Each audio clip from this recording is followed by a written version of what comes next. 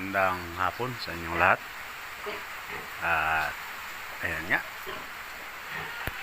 itong effect ni bagyong Pepito ngayon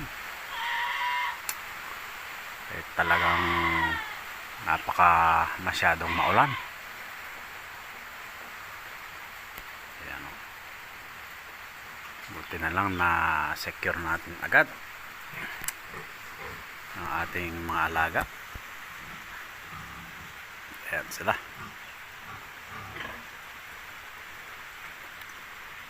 Sana ay magtuloy-tuloy dahil pang 19 days nila ngayon na